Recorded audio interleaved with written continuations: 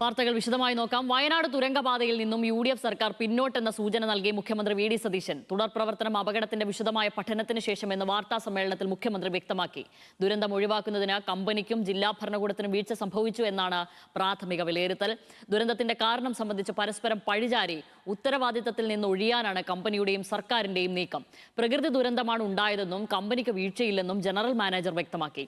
മണ്ണു നീക്കത്തിന് നോട്ടീസ് നൽകിയിരുന്നുവെന്ന് ജില്ലാ ഭരണകൂടവും ആവർത്തിച്ചു.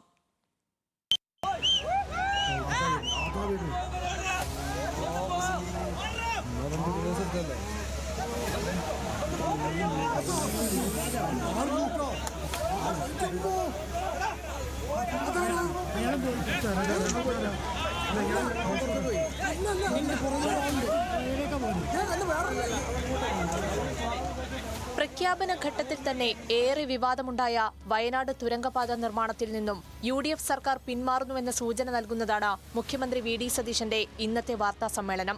വിശദമായ പഠനത്തിന് ശേഷമേ തുടർ പ്രവർത്തനമുള്ളൂവെന്ന് വ്യക്തമാക്കിയ മുഖ്യമന്ത്രി പദ്ധതിയുടെ പാരിസ്ഥിതിക ആഘാതത്തെക്കുറിച്ച് പ്രതിപക്ഷത്തിരുന്നപ്പോൾ തന്നെ ചൂണ്ടിക്കാട്ടിയിരുന്നുവെന്നും വിശദീകരിച്ചു.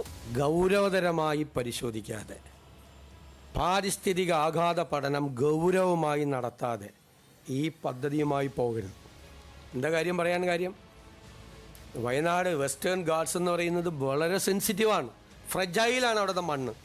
എന്നെ എന്തുമാത്രം പരിഹാസം ഉണ്ടായിരുന്നു. മണ്ണ് പരിശോധനാ വിദഗ്ധൻ എന്നെല്ലാം പറഞ്ഞു.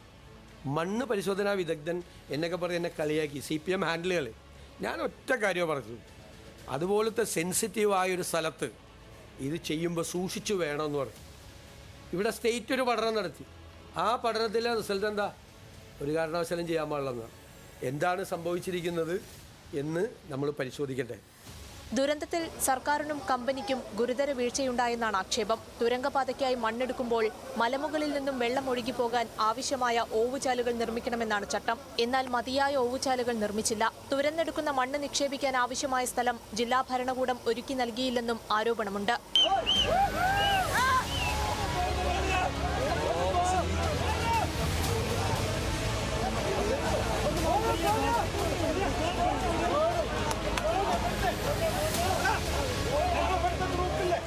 മൂന്ന് പേരുടെ ജീവനെടുക്കുകയും 5 പേർ കാണാമറിയത്താവുകയും ചെയ്ത ദുരന്തത്തിന്റെ കാരണം സംബന്ധിച്ച് സർക്കാരും കരാർ കമ്പനിയും തമ്മിൽ പഴിചാരൽ തുടരുകയാണ്. ആരുടെ തെറ്റെന്ന ചോദ്യത്തിന് സർക്കാർ കരാർ കമ്പനിക്ക് നേർക്ക് വിരൽ ചൂണ്ടുന്നു. മണ്ണ് മാറ്റാൻ നിർദ്ദേശം നൽകി 20 ദിവസം കഴിഞ്ഞുണ്ടായ മണ്ണിടിച്ചിൽ കമ്പനിയുടെ അനാസ്ഥയെന്നാണ് സർക്കാർ ഭാഷ്യം. കമ്പനിക്ക് മുൻകൂർ നോട്ടീസ് നൽകിയെന്നും നടപടിയെടുത്തില്ലെന്നും കലക്ടർ ഇന്നും ആവർത്തിച്ചു. ഈ മണ്ണ് മാറ്റാനുള്ള നിർദ്ദേശം കൊടുത്തിരുന്നു?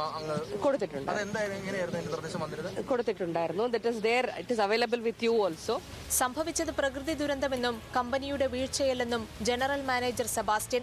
നിർമ്മാണം നടക്കുന്നതിന് 12 മീറ്റർ മുകളിലാണ് മണ്ണിടിഞ്ഞതെന്നും വനഭൂമിയിലുണ്ടായ അപകടം സ്വാഭാവിക മണ്ണിടിച്ചിലെന്നാണ് കമ്പനിയുടെ വാദം. ഇത് നമ്മുടെ PWD ലാൻഡിന്റെ പുറകുവശത്ത് അത് ഫോറസ്റ്റ് ലാൻഡാണ്. ആ ഭാഗം നമ്മുടെ കൺട്രോളിലുള്ളതല്ല.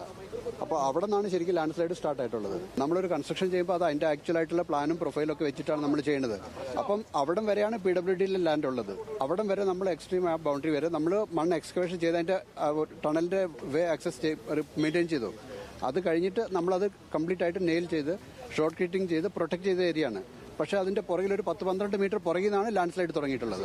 എന്നാൽ ദുരന്തത്തിൽ സർക്കാരിനെതിരെ പ്രതിപക്ഷം രംഗത്തെത്തി. മുഖ്യമന്ത്രി നിർദ്ദേശം നൽകിയിട്ടും മണ്ണ് മാറ്റിയില്ലെങ്കിൽ ആരാണ് പരിശോധിക്കേണ്ടതെന്നും സമ്മർദ്ദം ചെലുത്തി ലഭിക്കുന്ന മുഖ്യമന്ത്രി കസേര പോലെയല്ല പാരിസ്ഥിതിക അനുമതിയെന്ന് മുഹമ്മദ് റിയാസ് MLA വിമർശിച്ചു.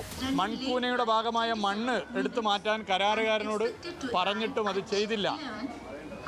ഇതാണ് മുഖ്യമന്ത്രിയുടെ പരാതി. ആ മണ്ണ് മാറ്റിയിട്ടില്ലെങ്കിൽ മാറ്റിക്കാനുള്ള ഉത്തരവാദിത്തം ആർക്കാണ്? മാറ്റിക്കാനുള്ള ഉത്തരവാദിത്തം സർക്കാരിനല്ലേ, മുഖ്യമന്ത്രിക്കല്ലേ? വിവിധ വകുപ്പുകൾ ഏകോപിപ്പിച്ച് അതിന് നേതൃത്വം കൊടുക്കേണ്ടത് മുഖ്യമന്ത്രിയല്ലേ? സമ്മർദ്ദത്തിൽ മുഖ്യമന്ത്രി കസേര കിട്ടുന്നത് പോലെയാണോ ഈ പാരിസ്ഥിതിക അനുമതി കിട്ടലും കോടതിയുടെ പരാമർശം വരലും? അതിനൊന്നും മറുപടി അറിയിക്കുന്നില്ല. തർക്കത്തിനും പഴിചാരലിനുമുള്ള സമയമില്ലെന്ന് പറഞ്ഞ രക്ഷാപ്രവർത്തനത്തിന് ചുമതല കൂടിയുള്ള മന്ത്രി AP അനിൽകുമാർ അറിയിക്കേണ്ടതെല്ലാം കമ്പനിയെ അറിയിച്ചെന്നും പരിശോധനാ റിപ്പോർട്ട് അനുസരിച്ച് നടപടിയെന്നും ന്യൂസ് മലയാളം ലീഡേഴ്സ് മോർണിംഗിൽ പ്രതികരിച്ചു. ഇപ്പോൾ തർക്കത്തിന്റെയും വിവാദത്തിന്റെയും പരസ്പരം പഴിചാരലിന്റെ ഒരു സമയമായിട്ട് തോന്നുന്നില്ല. ഇപ്പോൾ രക്ഷാപ്രവർത്തനങ്ങൾക്ക് പ്രയോറിറ്റി കൊടുക്കുക, ഞങ്ങളത് ചെയ്യുന്നുണ്ട്. അത് കഴിഞ്ഞിരുന്നത് തന്നെ ഞങ്ങൾക്ക് അത്തരം കാര്യങ്ങളിൽ എവിടെയാണ് വീഴ്ച വന്നിട്ടുള്ളത് എന്നുള്ളത് പരിശോധിക്കുക എന്നുള്ളത്, അത്തരം കാര്യങ്ങളൊക്കെ പരിശോധിക്കും. മറ്റ് എന്താണോ നടപടി വേണ്ടത് അതൊക്കെ എടുത്തുകൊണ്ട് തന്നെ മുന്നോട്ട് പോകും. അപകടത്തിൽ മരിച്ചവരുടെ മൃതദേഹങ്ങൾ ഇന്ന് വൈകിട്ടോടെ ജന്മനാട്ടിലെത്തിക്കും. ഇതിനായി എല്ലാ സജ്ജീകരണങ്ങളും ഉറപ്പാക്കിയെന്നും മന്ത്രി വ്യക്തമാക്കി. ദുരന്തഭൂമിയിൽ 4 സോണുകളായി തിരിച്ച് രക്ഷാപ്രവർത്തനം തുടരുകയാണ്. കള്ളാടി മണ്ണിടിച്ചിലുമായി ബന്ധപ്പെട്ട് ജില്ലാതല കൺട്രോൾ റൂം തുറന്നിട്ടുണ്ട്.